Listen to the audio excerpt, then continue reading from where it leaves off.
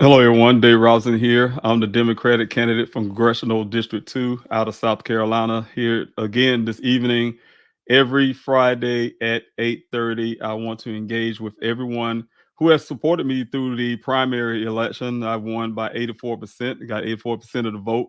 That is very good when this is your first time running for office, and don't have that.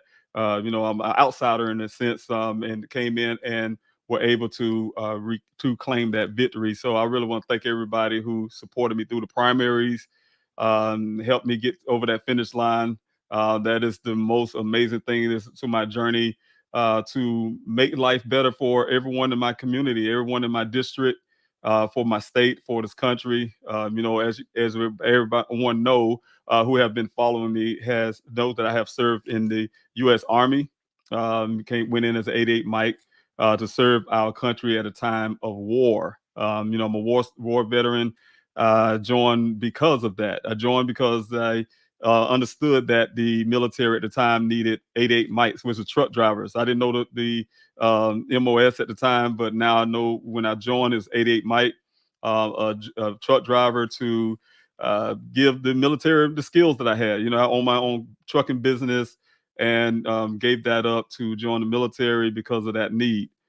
Served this country honorably. It's something I did, raise my right hand to serve and protect, something I would do for the rest of my life. That's one thing is when you raise your hand to serve this country, you do it for life. That's my opinion. That's my beliefs. And I really believe that is the same belief with all my battle buddies out there, all the branches of the armed forces that will say that we are here to defend our Constitution, our way of life. And that is the most important thing when it comes to me. So I'm going to jump right into it. Again, like I said, I'm doing this every Thursday, and what I really would like if everybody's listening, those who are listening now, is to come and join in. And there are, if you're on Instagram, it may be a little different. On Instagram, they do not allow me to post your comments and your questions on the screen. I'm sure they're going to fix that hopefully pretty soon. But if you're on Instagram, if you're on Facebook, if you're on X, that's Twitter, YouTube, you can utilize the chat, and I will see your questions and things like your comments. I would like to engage with the community. I would like to engage with the constituents. I want you to know everything about me as a person I am, get a sense of who I am, and also the reasons why you should vote for me in November. I'll try to win your vote over and give you a different option than what we had for the last over 20 years. So I just really want to jump into it right now and give you the first part of who I am. I'm David Robinson, of course, Congressional District 2 candidate and Democrat. And these are the 5 bullet points of what I stand for.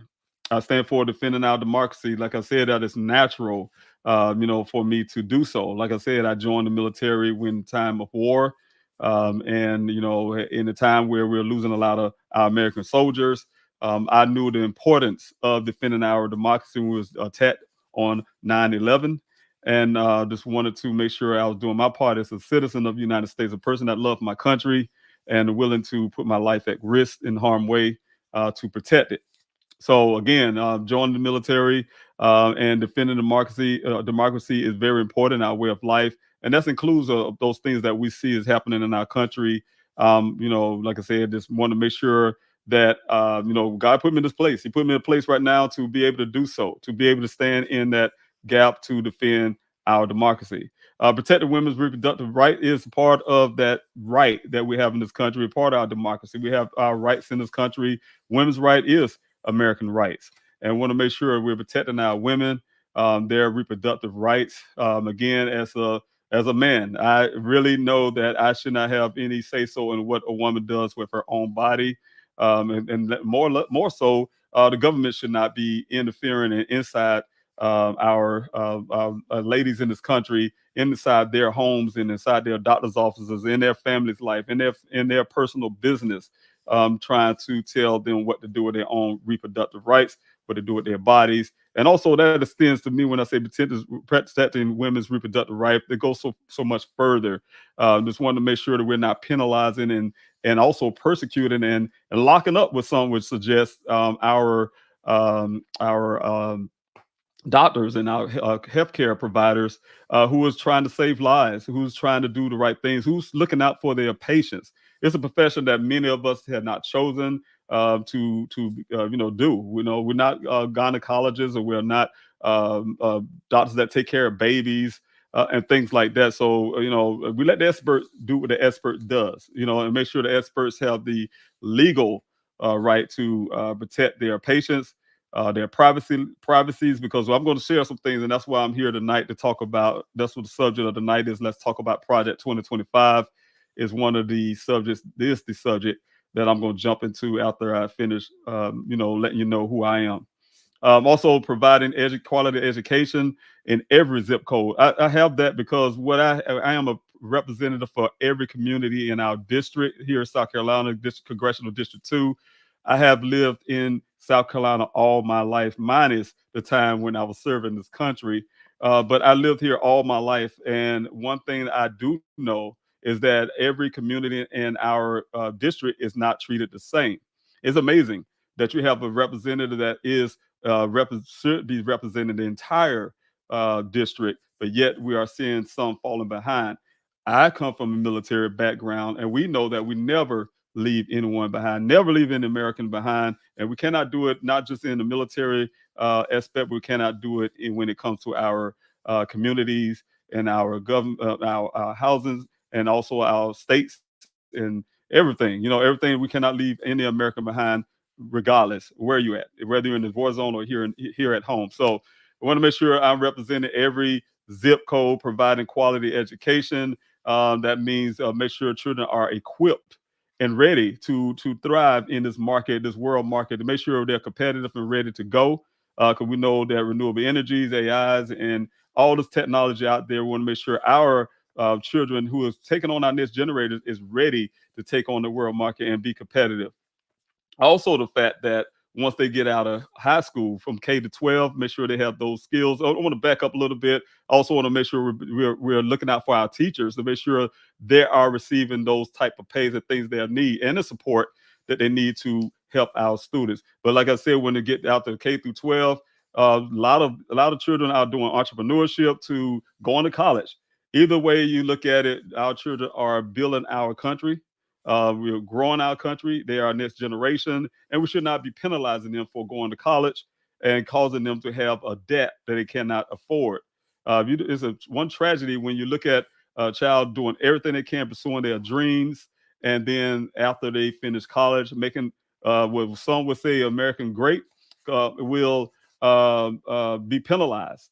Will be penalized to go to college and make sure that this country is prospering. So we want to make sure we're incentivizing children to go to college and get those skills and the education that they need, not hurting them and making them second guess pursuing their dreams. I know in my life I had to put my dreams aside because I had to make a choice, not being able to afford college at the time, or taking care of my children when I became a single parent. So I had to make those choices. That was very hard to drop my college career at the time. And I wanted to make sure that I was providing for my family. So I do understand how it is to make those decisions where you cannot afford to go to school, or you're a parent that cannot afford to send your child to school, and then the child end up with those debts when they coming out. Also, I want to make sure that we're lowering to go into our community as well, lowering healthcare and prescription costs in this country. I really thank God for President Biden, who have put a cap on insulin for seniors that have Medicare, to give Medicare the ability to negotiate those prices and things. We'll expand that. We want to continue that trend that's going on with lowering those healthcare prescription costs.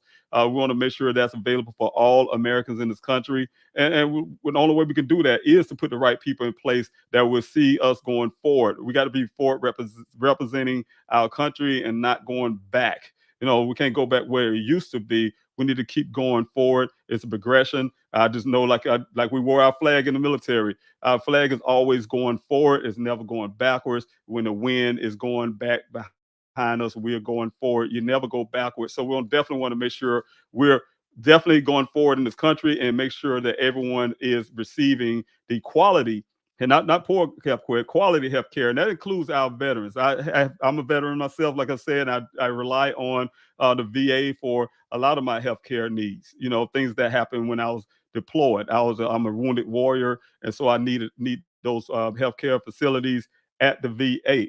And I tell you all, it is very important to make sure that we're providing access and care for all our veterans, and make sure that we're not allowing those who come in to look for profit and privatizing and finding ways and reasons to say, "Hey, the VA need to be privatized so they can make profits off of the veterans." That is not right, you know. And we're definitely want to make sure the veterans receiving all the care, all the benefits that they earned in this country. When they earned and when they went out into war, they earned, and when they put your life at risk, and some came back with horrible injuries inside and out, internally and also physically. You can see, and want to make sure that our veterans are taken care of. So that's quality health care for our veterans, quality health care for our citizens, our senior citizens, and making sure that we're lowering those costs when it comes to healthcare and the prescription. Safeguarding our infrastructure. Safeguarding our infrastructure is a must. Again, we have renewable energies, we have AI technologies, we have where there's some of these, for lack of words, to make sure that we're providing all the necessary things that we need to grow in this country when it comes to our infrastructure, making sure that families, first of all, can thrive in this economy. Because one thing with our infrastructure, our roads, whether it's our roads, our bridges, all those things need to be as part of that infrastructure. But also, there's other aspects of infrastructure that we definitely need to be looking in. So again, I really thank you guys for joining in with me tonight. Again, this is for those who just joining in right now. I see one person on Instagram. Instagram may have a little hard time. I had to drop my Instagram when it came to, I think, my is out of my campaign page or the regular page. One out of two had dropped at the last minute, and I wasn't able to pull it back up. So I apologize for those who may not been able to join in. But we do have the Facebook, both Facebooks, and as well as the YouTube and X, Twitter, and so and Instagram. And so if you're not missing it this time, if you see this as a repeat or a recording, I thank you so much for watching. But I will be here at every Friday at 8:30, and I'm hoping you come with questions. I hope you come with comments, suggestions. One thing I know for sure: to represent people, you have to know who the people are, what they want. You cannot make choices about legislation or make choices about people's lives when you don't know what they want. It's not about what you want. You can build a dynasty for yourself. You can get a name recognition for yourself. People automatically vote for you because of your name, but they forget. Sometimes we forget. You know, I'm a person as well. That it's more than that. It's more than that. You know, it's there when you see your representative in your district, or your community, in your community, representing your community, and say, hey, what do this community need? Not looking outside, looking in that community and making those choices yourself. You need to go in those communities and talk to those who live in those communities. I can tell you this right now. My representative, not going to say his name, the person I'm running against. I remember back in the day, I used to always wonder. I never thought who represented my district. You know, meaning that I never saw him in our community meetings, in our community functions. I didn't know the person even exists really until I ran for office. You know, and then I see signs all over the place. So the thing is, but it was never in our community before. So what I'm saying is, you have to always represent the people by knowing the people. You know, you cannot just come up and say, "Hey, this is what I want to do. This is what should have." You're not anyone's dad. You're a representative. You're here to serve. So again, every community should be thriving, not one left behind. Like I say in our military, not one left behind. Every community needs to be thriving together. It's like a link in the chain. If a link is broken, the whole chain is broken. So if one community in that district is doing bad, the whole district is doing bad. So I want to make sure we're changing that, giving everybody an option, everybody who's listening to me tonight or listen at the recording, to make sure you spread the word. David Robinson is running for U.S. Congress out of Congressional District 2. You have an option. You don't have to do the same thing over and over again. expecting a different result. And so we do have an option. I'm that option, and those are the reasons why. And I will talk to you again more about those. But we're gonna jump into Project 2025. I wanted to talk about that too. It's a 900 some page document to change our very lives if some will have it their way. And one thing I want to say before I go into it is that, again, just backing up being a person who served this country, who feel very prideful of serving this country. The feeling I had when I remember raising my right hand and was traveling to go into Fort Leonard Wood, Missouri for basic training. And, it took me a minute, but after a while, I started looking at what really was going on. We started getting a program in the sense to the Army values and the Army ways. You start realizing, especially when I got deployed, and I realized I joined something that's way bigger than myself. You just feel it. You feel that. You feel the energy. You know it. And it's the pride. It's defending your country, defending everybody in the country, no matter who you are, whatever your political ideologies are, your beliefs, your religious beliefs, where you come from, is whatever your race, all that to me, you represent all of it. You represent everything that the United States is and will continue to be, and it gives you a sense of pride and gratefulness, and to make sure that you're doing everything you can, whatever it takes, to defend that for my children, for my mother, for my family, for you all, for just Americans. And that's exactly what I felt. That big thing of gratefulness and pride and just really happiness of knowing that I'm part of something greater than myself. And I look at now what's happening in our political realm. I'd be damned if we're gonna just let that be destroyed and taken down. So I have to stand there in the gap, like I did when I was in Afghanistan. Like my battles buddies, we did in Afghanistan, stand in the gap to defend our Constitution, our democracy, our way of life, and just run for Congress, give me another opportunity to do that. Like I say, raise your right hand. It's not something that ends once you retire, like I did honorably. It continues on for life. So when you go into service again, you have to continue that on. So Project 2025.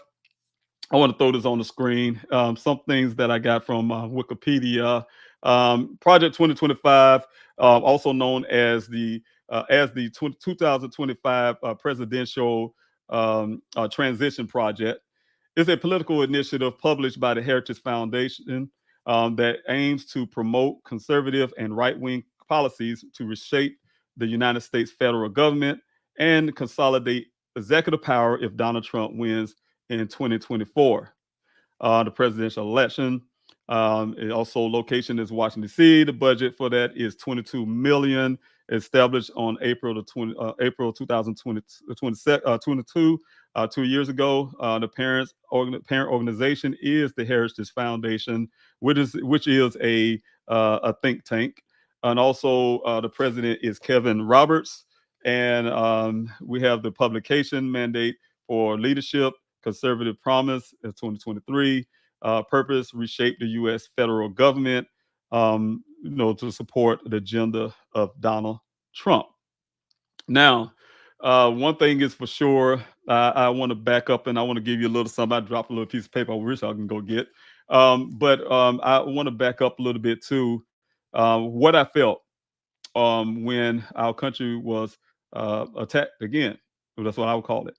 The foundation, when we were attacked, when we had that everybody running up to the Capitol and want to stop the peaceful transfer of power. Now, I remember that day like it was yesterday when I had got bombarded by my battle buddies who served with me in Afghanistan, and we were crushed. It's one of those feelings you had where your country is being attacked and you're wondering why. And you hear one man saying, "Hey, I'm going down there with you." And he went to lunch instead and send those people down there in a mob to make them feel like somehow they are being mistreated in this country, right? Never had nothing like that before. And when there's people there, and I remember getting all those calls from my battle buddies, and we're discussing it. And the sadness part was, and I can't be honest, is that one of our battle buddies said he was up there with these people. And so what we couldn't understand is when you raise your right hand to defend our constitution, our country, and our way of life, how is it? How it even can enter your mind to go up and try to stop a peaceful transfer of power, regardless of how you feel that your person should have won an election. And so for us, we felt really offended. I felt offended. I felt hurt about that. I felt really hurt to see Americans go to a point to go do that. It was a bad and sad day for our country. So it bothered me. It bothered me really badly. It bothered my battle buddies really badly. And we just tried to carry on. But like I said, Project 2025 is something that want to change the fabric of our country, change our way of life, make life take us back, make us take have us less freedoms in the country. We are known as the land of the free, and that's one thing that was always given to this country. We have a statue of liberty that was given to us. We have all these things, all these wonderful things. We have the beacon of light in this world, the greatest country when it comes to democracy. And here we are in 2025, standing at a point in life where we have one person who's backed by so many other people that says, hey, we want to change the way we live, to change our democracy, change our constitution, do away with it for the first time in a long time, since the last time since the Civil War back in the day. So again, this is very, very important. There's something that's very hurtful to me. But it was called this Project 2025 is called a 180-day plan book. Project 2025 is on the Project 20. You can get this information from their actual website, and that's what I pull it from. You get it from the actual website, and on that website it says the time is short, and this is a quote: "The time is short, and conservatives need a plan.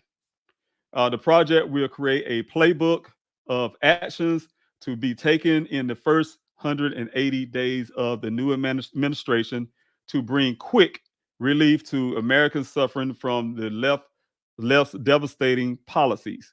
Now, again, for me, when I look at that, I was thinking about when back in 2004, driving trucks um, around Columbia, South Carolina, and that's when I first started on my business in trucking, and I was doing really good, and uh, and the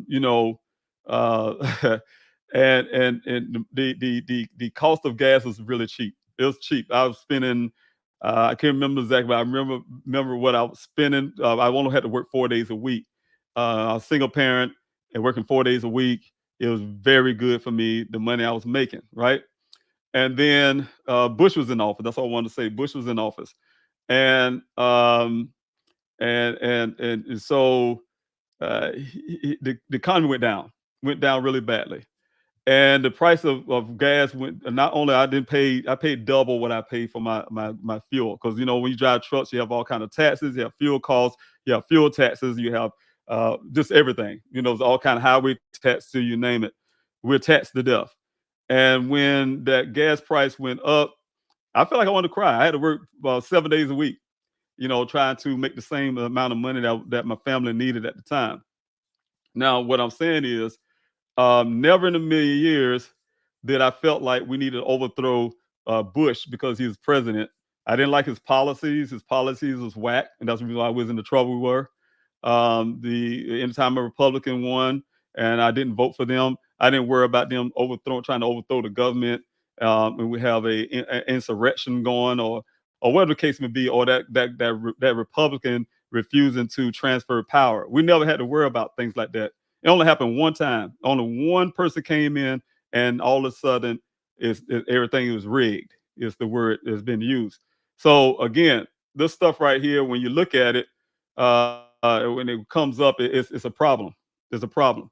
The time is short. I'm going to read this again. Project 2025, for those who look in a 180-day plan off their website. The time is short, and conservatives need a plan. The project will create a playbook of actions to be taken in the first 180 days of the new administration to bring quick relief to Americans suffering from the left wing devastating policies. Again, I'm going to reiterate that.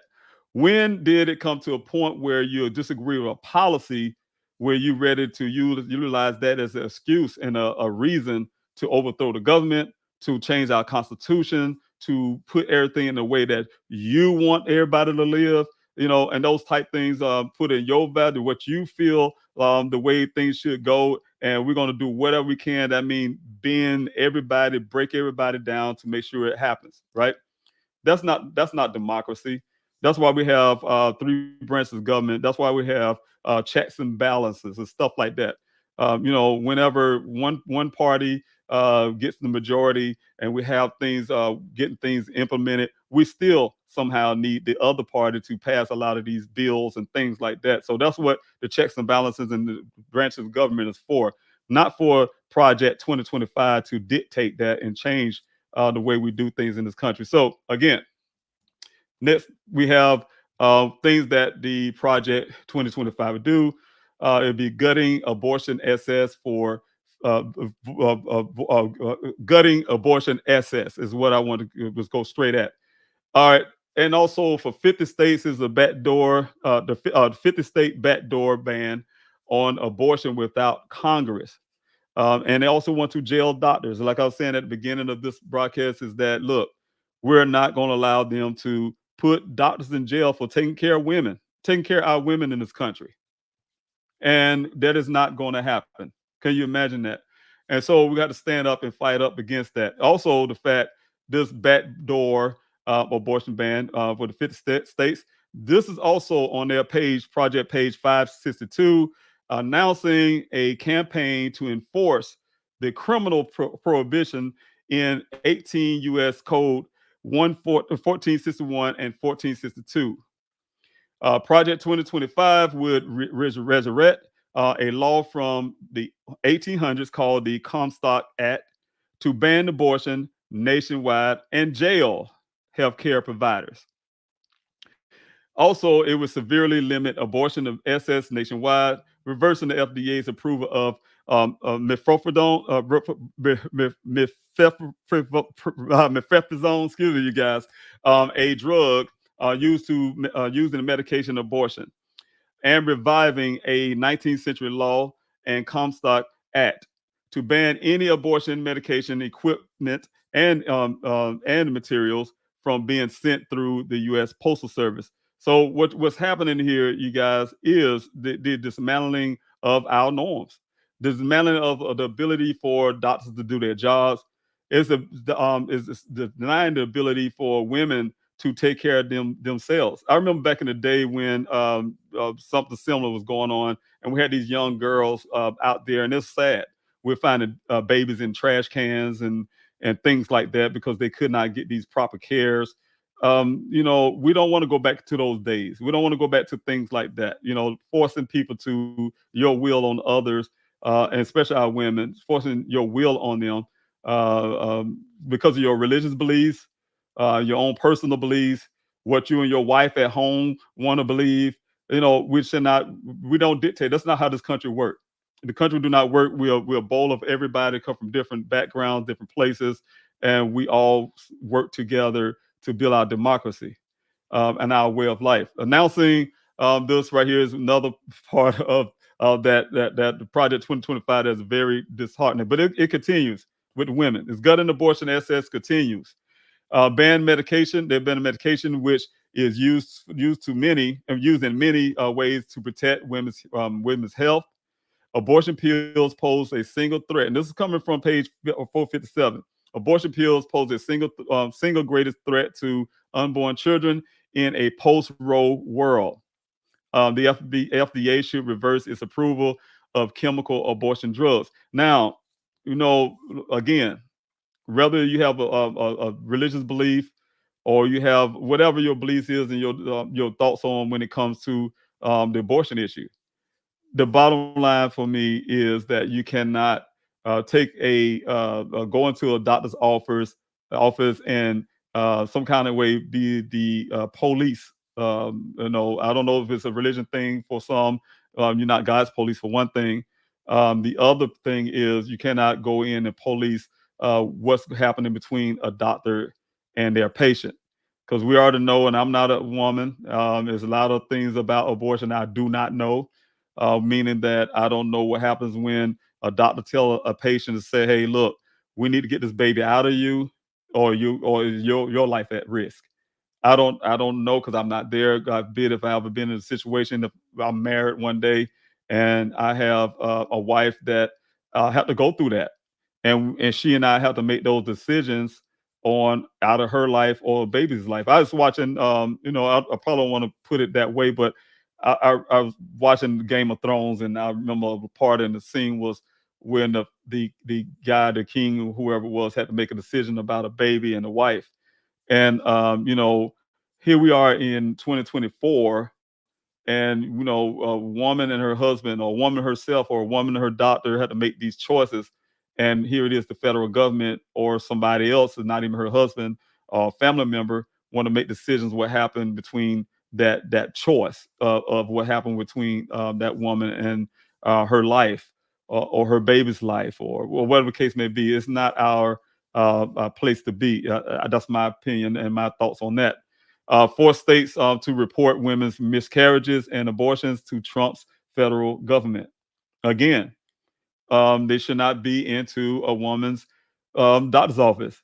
It should not be in your privacy. I thought we have privacy laws in this country. I thought that mean they're getting rid of, I guess, what's called HIPAA. I think the name of the organization is, to protect our medical records and things like that.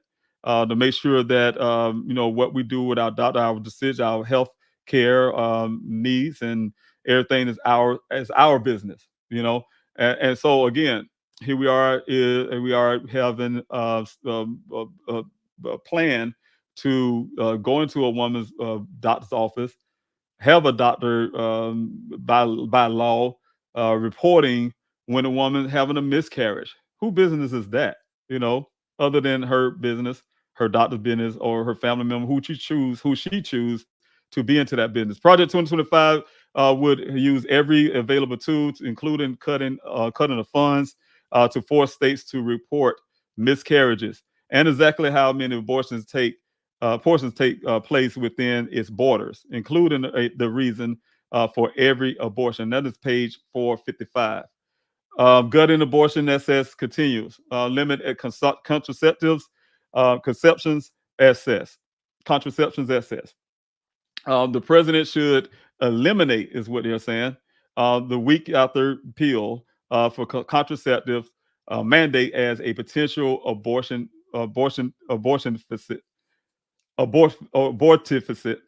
and that's on page 485.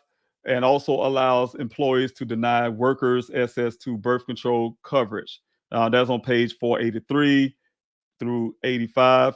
It is called the call for defunding Planned Parenthood, which provide access to contraception and for 2 million women each year.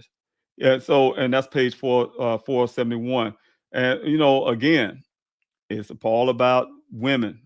It's amazing how men having all those laws surrounded about what a woman can do with her body, and not one time you hear them say anything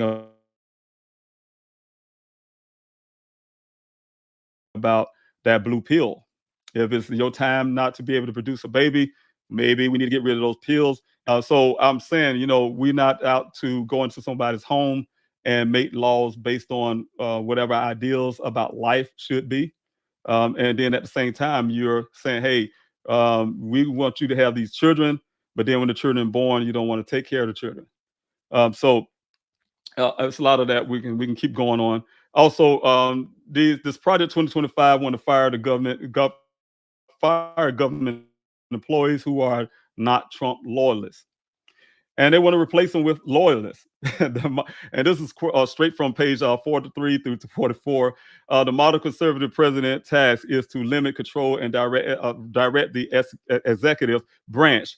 The great challenge confronting a conservative president is the existential need for aggressive use of vast powers of the executive branch. Success in meeting that challenge will require a rare combination of boldness and self denial, boldness to bend or break the bureaucracy to the presidential will. Now, tell me how deep that is. Don't that sound like definitely what it is? Dismantling of our institution, our like I said, the branches of government, the powers of the branches of government, the checks and balances of those branches. And so if you look at that, what's going on, and this is a plan, a 180-day plan that want to be implemented into our government. Cut taxes for the rich, protect their profits, tax hikes, and for the middle class. And like I said, again, our middle class is the backbone of our country, and that's what I dropped this paper that I wanted to go into. What we have here in my beliefs when it comes to our middle class, we already know our middle class is the backbone of our economy. When the middle class and the working class are doing well, our economy does well. We need to do investments in our middle class and our working class that expands the economy. People in the middle class and working class need money now, and when they need money now, they spend money, and the money makes the economy go faster. Where you versus you're giving tax cuts to the rich take their money. The money moves slow until they're ready to buy their yachts and their this and that, and or not paying their fair share of taxes. And the economy is suffering from that because there's no trickle down when it comes down to from the top to the bottom. We want to make sure that we're building out our building everything from the bottom up, and that is to protect our working class and our middle class, and also building our community when it comes to our entrepreneurship. The small businesses, we need to invest in our small businesses to make sure they're doing well. When they're doing well, they produce more jobs. We do more jobs. There's more companies out there, and definitely it helps the economy as well. It gives our working class, middle class a job, and also give them opportunity to do the same. So again, uh, I'm looking at this tax cuts for the rich to protect their profits, profits tax hikes on the middle class, and also to protect Project 2025 will reconstruct reconstruct the tax code to benefit wealthy families, and that's on page 696. They also want to end the prescription drug price cap that we're just speaking about. And that's exactly what I'm saying, you guys. One thing is for sure that it also will affect veterans.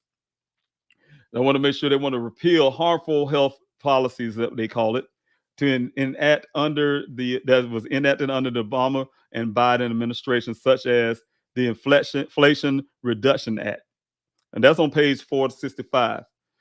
This negotiation program should be repealed, is their opinion. So again, when I say we see right here on the side of my screen when it says representative forward representation, that's the country should be going forward. We never go backwards. We're progressing. Things are going progressive. We'll make sure our country is healthy. When we're healthy, our country is healthy. When our citizens are healthy, our country is healthy. So we don't need anybody receiving those quality health care that they deserve in this country. We are moving things forward, not backwards. These are things that happen everyone in their everyday life, and they want to repeal it. Why? Because it's a democratic thing, or I'm not sure why. But what I'm saying is, we want to make sure that we're protecting everything that we have when it comes to making life better for Americans. No matter what your political ideologies are, no matter what your religious ideologies are, whatever you have, you're American. We're all Americans first before we come party. Before party, we're Americans. And I want to make sure that I do my part. I do my part is making sure that I'm defending everything that we have accomplished and not going backwards. We're going forward. Again, this will take us back. Also, inequality in the workplace. They want to support unfairness to our employees, right? And another thing, that's when we can see some about the unions, and I will talk about it some other time. But they want to return Trump. They want to return Trump's overtime rule. which means that 4 million middle class workers will lose overtime protection because of their salaries. Make more money. We want to so make remote employees work make remote employees work 10 instead of 8 hours in a day before they can earn overtime. And next thing they know, they're gonna say work 12. Next thing they're gonna say they work 15. Prevent benefits from counting as part of workers' overtime calculations. Allow employers to calculate overtime over 4 weeks instead of one. And this all can be found on page 587, 589, and 592. So again, I believe that we should look out for our working and middle class. I've done it. I've done it. And a lot of these guys who make these rules and things and want to try to implement these plans, they didn't live a day in their life in our shoes. A lot of them, minimum. I'm not saying every last one, but many of them didn't. And I know one for sure. Some of them um, sit on golden time when, like I said earlier tonight, when you have to make a choice out to complete your career and and go get a job, to an extra job at that, to provide for your family. And then if you have things like this happening in the workplace, you're taking time for overtime. You need that time. You sit there and you work 8 hours, and then that's part of your schedule. You have to be home. You have your babysitter, or whatever the case may be, daycare, and you have to pick the child up. And your job asks you to work extra hours, and then they say you have to go 10 hours now before you can get that extra pay. No, it's very beneficial for an employee who have to go home and take care of family already struggling, and then at time you're adding extra hours, increasing that pay. Because I don't know if many of you have children, but I know when I was care, you could be late, but you're gonna pay for it, And so it'd be very great to have an overtime whenever someone's going over the time that they have. Also, like I said, a lot of them didn't live in those shoes and know how it is. Like my mother, being a single parent, I watched her many times. We didn't have much, and she made sure my sister and I ate. And she'll take one bite off our plate, and I say, "Mom, you hungry?" You, she, "Oh no, I'm good," and make sure that we're fed. They haven't lived those things in the day of their life. Again, so again, we have to make sure that we have people who definitely understand where we're at, who came from the same place. I come from where you come, and many of you come from. When I say come, I know what it is to come from a marginalized community. That's where I was raised from. To living in a different community. Like I said, I moved in from where we have a District 6 to District 2.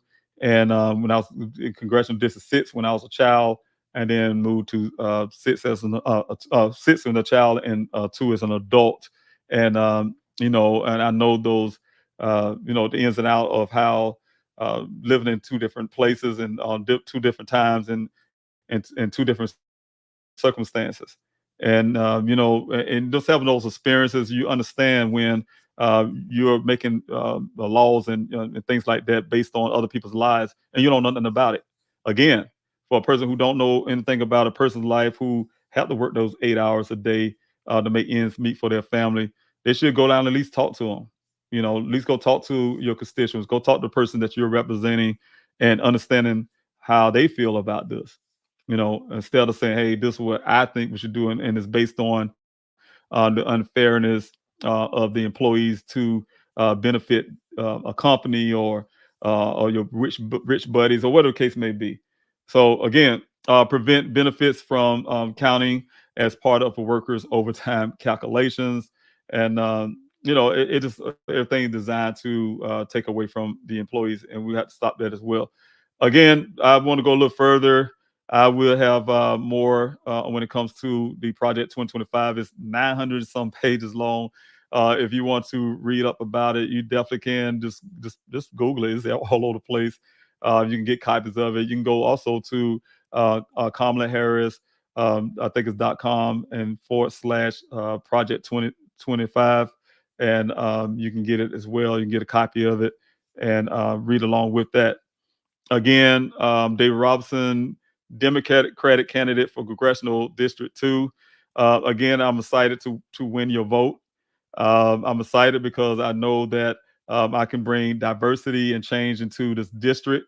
It's been well long overdue. Again, for those who just listen to my voice and want to know more about me, again, that's what this whole thing is. Doing it every week at 8:30 p.m. every Friday to get to know who I am and get to know who you are. Because I'm aiming to win. I'm aiming to win. I'm aiming to make a difference in our community, make a difference in our district, give our district something they haven't had for over 20 years.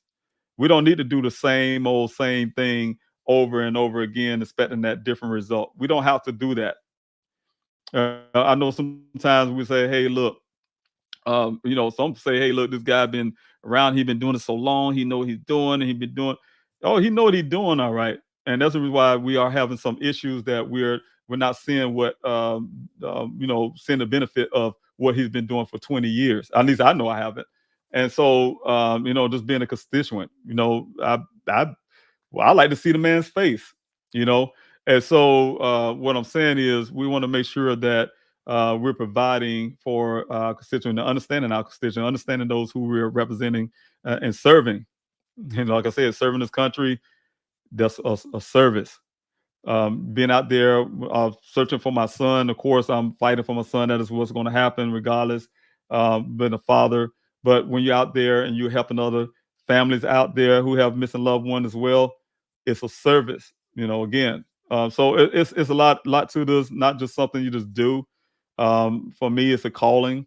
For me, it's stepping up to do the right thing. For me, it's to continue my service to this country. Like I said, when you raise your right hand for the first time, you feel proudful. It's something that won't end just when you retire. Say, "Oh, I'm just done with that." No, it don't end that way. At least not in my heart and my soul. It don't end that way. I can't see it. You're a person that says, "Look, I made this choice." Like the man said when we was in Melt, said, "Nobody put a gun to your head to make you do this, make this choice." No, no. You see the need and you go for it. I see the need for our district and I'm going for it. So again, if you have faith in my campaign, you can join in on my campaign. I need volunteers. I'm going out tomorrow morning at 10 to 12 out in Lexington. You go on the social media platforms to show you where I'm at. And I need volunteers. We need volunteers to get the word out. Dave Robinson is running for Congress.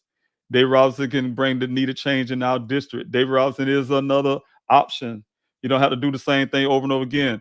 David Robinson is inviting everyone, conservative, Democrat, independent, whoever. I'm really reaching out to everybody because you know what, we have basic things that we care about. Those basic things what joins us together, regardless of what we think about each other as when it relates to party. And that's sad. That's sad that we came to a country where we feel that somehow it's us against them. It's not that fat. No, we're together, and I've seen it. And I don't want to overtalk because I'll be on here too long and I need to jump off. But I want to say this real quickly. I've seen it. I've seen it when in my service in the military. My battle buddies, we out there having each other 12 and 6. And also I was well, we have each other six, but I definitely saw it out when I was in Arizona for those 49 weeks out there searching for my son in that hot and sometimes cold in the winter desert for 49 weeks, covering 35,000 acres of land out there, finding other human remains out there. And these people that came out there 100 deep every week, more than that, sometimes 200-300 a week, out there in that desert with me to look for a stranger, to look for American scientists who happen to be my son. And not one time any of us out there cared about if he was a Democrat, independent, or Republican, or whatever case may be. Nobody cared about it. Nobody cared about what religion, where you lived, what side of town, anything. And I've seen that. I've seen that because when everybody, and they'll tell you, people will tell you who was out there in that desert with me, they're my extended family, is what we say. We sit there, we have our safety briefing, we talk every morning. I know some faces, names, and we all are in that together. And so what I'm saying is that's the spirit of that I've seen when it comes to the United States. Just the way it is, and that's the way it should be. And somehow we let certain politicians and people would say, "Hey, look, it's supposed to be y'all against us," and that's not the way it goes in this country. No, not when you're American. When we got attacked in 9/11, I don't think nobody cared about that stuff then. That's when I joined the military. We was all in this thing together. We all defending our country. We all care about our country. We love our country. And despite of the fact of those who may feel indifference about other people that don't look like them, I'm from America. I've been born here, raised here. I am an American. My roots and my family descend out of Africa, but I'm a born citizen, born American, and I belong here, and you belong here too. And so what I'm saying is we're a country full of everybody who came from everywhere, and we were born here. We were born United States citizens, and when one hurt, we all hurt. We're like a link in the chain again. What I said earlier, if one link in that chain is broken, the whole link is broken. You cannot look at one American and say, "Well, you don't look like me, and I'm going to break you." And that person's broken. This whole country is broken. That's why we're having the issues that we have sometimes. It's because of those who don't want to see that unity and strengthening that chain. So, again, thank you so much for being here. I'm David Robinson, congressional district candidate, Democratic candidate for congressional district 2, and definitely want to invite you out every Friday at 8:30 p.m. And I think I see a comment here, and I want thank you. I really appreciate it, Bridget Brown. I want to be able to do this well, put you up on the screen, and answer some questions. Talk. Are you planning to have on having any events in Northeast area, Northeast Columbia? Yes, I'm right here in Northeast. But yes, I am. I'm planning to have that in not only Northeast, Bridget, Miss Brown, but also in Lexington, well, over on the Broad River side of Columbia. That's going to be between the Lexington County, Richland County, and also in Lexington. Planning to have an event down in Aiken, Barnwell, and also Orangeburg, the west side of Orangeburg. Those are some of the areas of my district, and that's going to include, when I say Lexington, that's including White Rock, Bellatine, Irmo, Chapin, those areas. When I say Barnwell, I'm talking about North and Swansea and all these other areas as well. Working on make sure I have presence everywhere. But yes, but definitely gonna have an event when I say event, a place where I can have constituents meet and know who I am. We can talk about what I'm standing for. Again, my 5 things, as well as expanded more. Is a lot more than just the 5. But those are the basic things I'll be talking about. I'll also be talking about having a livable wage. That's one thing for sure we need in this country is a hike on the minimum wage. And we need to talk about those ways of how those things should happen, and at the same time helping companies thrive. Also, having um, support for just this is so much going on with the climate change and things like that. So it's a lot of things I will be talking about outside of the 5 bullet points. We also again be talking about Project 2025, and I really appreciate it. Thanks so much, Bridget. Project 2025 and continuation on that 900 something page is a lot to talk about. Um, and like I say again, like Bridget did here, for those who are listening, I would like to hear you make comments, come in on with me. People know in the past I have been doing podcasts for 3 years for my son, searching for him, and keeping engagement with the community across this country. And I want to do it for my campaign run, my congressional run. It's important. It's not important just for South Carolina. It's important for the nation, as well as for those families that I'm very passionate about. If anybody know the story about Daniel Robinson, look it up. Geologist Daniel Robinson. Just look up geologist Daniel Robinson and everything come up. I'm very passionate about finding missing Americans. For those who don't know, over 600,000 Americans go missing every year in this country. There's over 3,000 go missing a day today. Here it is, over 3,000 today, the 23rd of August. over 3,000 Americans went missing today. Some families are crying and hurting and broken right now, and we send out prayers to them as well. But what I'm saying is, it's happening every day. It's a crisis that we have in this country. Almost a little over 2,000 of those are children that goes missing. But out of the 600,000, 40% of those that go missing are people of color. Though Black Americans, we only make 13% of the population. So those things are very important to me. They're very dear to me. I have a missing son that's currently missing. I'm still searching for him, doing everything I can out, working my way into Arizona's congressional run, slowing me down some to get back out there. But I will be back out there again, hopefully after November, after this win. And to do a search again, one search, and also engage with law enforcement. But what I'm saying is my congressional run extends to that too, to make sure that I'm doing my part when it comes to fighting for all those missing Americans that we have in this country, and make sure that we're bringing that to a place where it should be. People should be talking about it. People should be doing something. The government should be doing something about it. I have plans, and I have legislation I would like to introduce in surrounding missing Americans. I crafted these things when I was working in Arizona with some of the senators there, and I have also been working with a friend of mine out of New Orleans, Louisiana, with this the Clear Act, for instance, is something that should be everywhere in this country, not just in um, Texas that using it the most, and I think it's like two other states.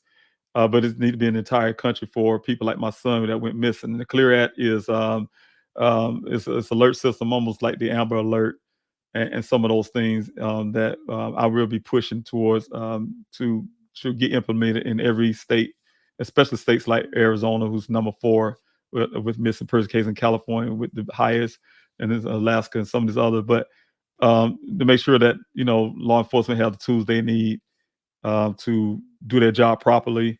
Also, to make sure that families have the tools and also the ability to get the resources as well as the information that they need to find a missing loved one in real time and really quickly. So I have all of that, and it's important that I make it to Congress to push those things, because these things have been well overdue. And when I say sound like I'm saying only I can do that, no, people have been pushing these things for a while, and some reason nobody's acting upon it. And I had this old belief: if someone don't do it, you can do it yourself. And so that's where I'm at in life. Where, hey, look, these Americans have been asking for this thing for so long. Some people have been trying to introduce these things to legislators a long time ago, and they don't act upon it. They come up with um, um, the Shanti law and some of these other things they did that don't go far enough. It's well enough to take care. I really appreciate it. Don't get me wrong. When you're taking care of systems that will help families after someone go missing, but we need to have things in place before they go missing and when they go missing. We don't need to wait till after the bad thing happened and then do something about it. So, long story short, I'm working on a lot of that. So I really need your support, and everybody who hear my voice, it's all up to you. I heard something on the Democratic National Committee convention that say, hey, look, it's all our part. I'm just David Robinson. I'm just one person. Everybody has plays a part. If you really believe in anything, you really want change in our district, you want us, even if you're not in South Carolina, you want to see me win. Spread the word of mouth. I said when it comes to missing American cases too. Spread the word on your social media platform. Tell everybody you can, all the time, every time, and especially when you know that that person can vote in our state, in our district. Make sure they know that I'm running. The campaign needs support. We need finances. I cannot be effective. I cannot put out ads without having those donations come in. So I need help in every board. You want to join the campaign? We need volunteers all the time. And like I said, hopefully tomorrow people show up tomorrow for to get these flyers out there and lesson. So again, you can help David Robinson for Congress.com, David Robinson for Congress.com. And also, join in on the campaign. I look forward to helping you. But thank you so much, everybody. I hope you have a blessed night. And I guess I will see you next time on next Friday. Maybe doing some other lives that's unassociated with my congressional run. That'll be for my son. But you'll see things like that. You may see some little short clips of things I may do before. So thank you so much again. Hope you all have a blessed night, and I'll talk to you later.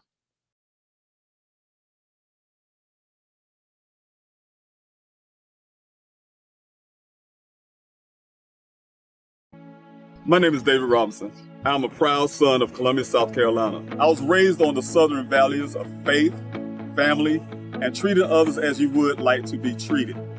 I believe in the power of a handshake and the strength of one's word. As a single parent, I faced the challenges of making ends meet firsthand. When I heard the call to serve, I knew I had to act. I served my country where I learned that we are all in this together, regardless of race, color, or politics, whether it was in Afghanistan or Arizona. I saw the power of cooperation. Now, I'm ready to bring that same spirit to Washington. Our nation's future depends on our ability to work together and focus on the bread and butter issues that matter most to everyday Americans, not sowing seeds of division. This November, when you cast your ballots, remember, it's about more than just politics. It's about sending someone who would truly represent all South Carolinians. I am David Robinson, and I approve this message.